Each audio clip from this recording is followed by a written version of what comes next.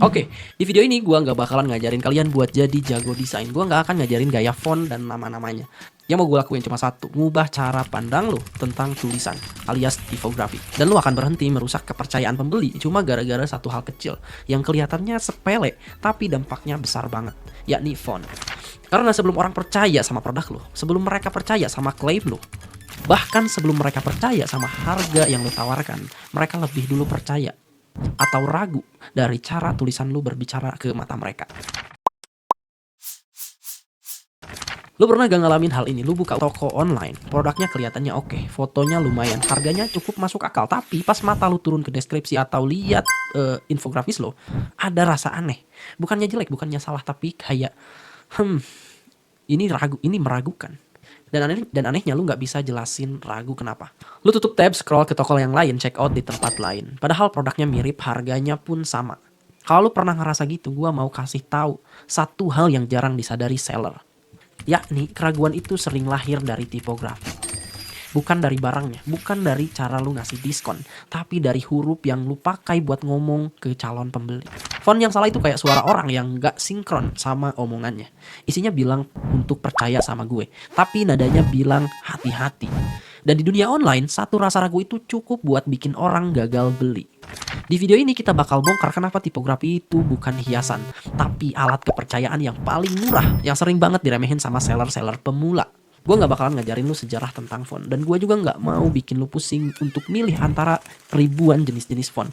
Yang mau gue lakuin cuma satu hal, ngubah cara pandang lu, ngubah cara lu mikir tentang tulisan. Karena selama ini banyak brand yang gagal bukan karena produknya jelek, tapi karena cara pikir atau cara mereka bicara kelihatan nggak niat. Banyak seller pemula milih font karena lucu, karena beda, karena lagi viral. Padahal menurut Martin Meyer dalam bukunya The Brand Gap, brand itu adalah gut feeling, perasaan instan. Dan tipografi itu salah satu pemicu gut feeling yang paling cepat. Di video ini gue mau ngajarin lu untuk mikir simple. Kita rubah dulu pertanyaannya, bukan font apa yang kalian suka, tapi apakah font ini bikin orang percaya atau malah bikin orang curiga. Kalau lu jualan online, ini bukan teori. Ini adalah soal hidup dan matinya konversi. Kebanyakan orang lihat tipografi itu sebagai seni, sebagai gaya. Tapi gue ngelihatnya berbeda. Gue ngelihat tipografi itu sebagai beban kerja otak pembeli. Bayangin gini deh, pembeli lagi rebahan, satu tangan pegang HP, otaknya capek, scroll sambil setengah sadar. Dan lu nyuruh dia membaca font yang ribet, hurufnya rapet, jaraknya kacau, atau gaya tulisannya terlalu pamer kreativitas. Secara nggak sadar, lu lagi nyuruh otaknya kerja ekstra. Dan saat otak orang capek, naluri mereka itu satu, yakni menghindar.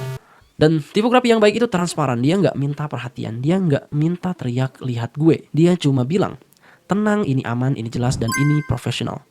Dan rasa aman itu adalah bahan bakar kepercayaan. Banyak brand pengen kelihatan serius, akhirnya pakai font yang tajam, kaku dan kering. Tapi kalau lu jualan produk bayi, makanan rumahan, atau produk keluarga, font kayak gitu bikin brand lu kelihatan dingin. Pembeli nggak bilang ini jelek, mereka cuma ngerasa kok nggak hangat ya gitu. Oleh karena itu, font harus disesuaikan dengan emosi, bukan ego dari pemilik brand. Tapi font yang terlalu imut juga bisa jadi bumerang kalau tingkat keterbacaannya terlalu jelek, dan akan bikin kepercayaan klien atau customer hancur secara diam-diam.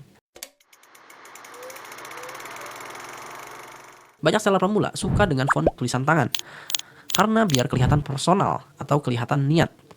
Tapi begitu ditaruh di gambar listing yang kecil-kecil, hurufnya pecah dan nggak terbaca. Alhasil otak pembeli nggak mikir panjang, dia langsung skip.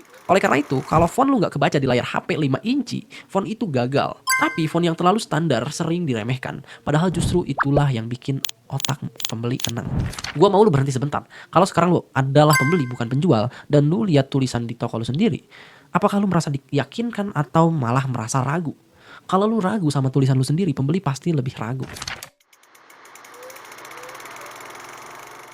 Semua teks pengen gede, semua teks pengen kebaca. Tapi saat semuanya teriak, nggak ada yang kedengeran. Oleh karena itu, hierarki visual itu bukan soal gaya, tapi soal mimpin mata pembeli. Dari judul ke alasan dan juga ke detail. Tanpa hierarki, pembeli capek duluan sebelum paham. Owner brand UMKM sering banget gonta-ganti font dengan alasan biar lebih fresh, biar segar terus. Tapi pembeli belum tentu inget brand lo kalau setiap hari atau setiap bulan brand lo ganti-ganti font. Setiap ganti font itu sama dengan brand baru di otak customer. Oleh karena itu, konsistensi itu bukan bikin brand lu mati, tapi bikin brand lu selalu diingat. Di titik ini gue sadar, tipografi itu indikator kualitas paling tepat. Dan kabar baiknya ini adalah cara mendapatkan kepercayaan klien yang termurah yang lu bisa bangun. Lu gak perlu kamera mahal, lu gak perlu iklan besar. Lu cuma perlu berhenti ceroboh untuk milih sebuah font. Pegang 3 hal ini. 1. Keterbacaan dulu, estetika belakangan. Estetika dan harmoni itu sangat penting. Tapi keterbacaan adalah hal pertama yang mesti lu prioritaskan. Yang kedua, font yang cukup. 1 buat judul dan 1 buat isi. Jangan terlalu banyak milih font. Malah font yang disarankan dalam 1 desain atau 1 kemasan itu cukup 1 atau 2. Paling banyak itu 3, itu udah paling banyak. Yang ketiga, kasih napas. Jangan semuanya diisi dengan font. Jangan semuanya diisi dengan gambar. Kasih ruang kosong biar bikin brand lu kelihatan percaya diri. Oke, mungkin masalahnya bukan produk lu yang gak laku. Mungkin karena cara lu bicara ke pembeli terlalu berisik atau terlalu ribet. Tipografi itu suara brand lu. Dan suara yang tenang, jelas, dan konsisten lebih dipercaya daripada suara yang teriak tapi gak jelas. Coba deh, sekarang lihat desain terakhir kalian dan tanya satu hal. Apakah tulisan ini bikin orang nyaman atau malah bikin orang capek? Oke, kita noise cabut dulu. Thank you.